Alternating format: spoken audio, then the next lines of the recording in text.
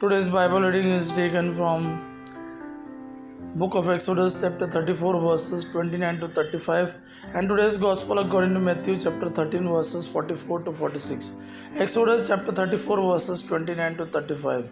When Moses came down from Mount Sinai with two tablets of testimony in his hand, as he came down from the mountain, Moses did not know that the skin of his face shone because he had been talking with God. Aaron and all the people of Israel saw Moses, and behold, the skin of his face shone, and they were afraid to come near him.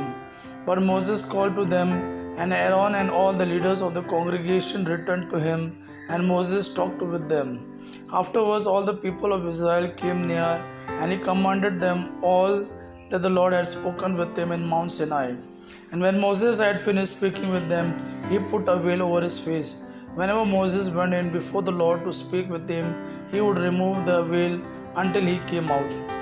And when he came out and told the people of Israel what he was commanded, the people of Israel would see the face of Moses.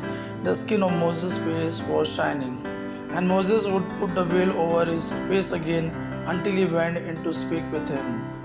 Today's Gospel according to Matthew chapter 13 verses 44 to 46.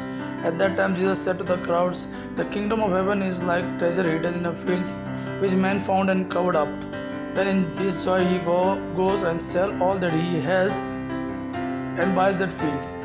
Again the kingdom of heaven is like a merchant in search of fine pearls, who on finding one pearl of great value went and sold all that he had and brought it."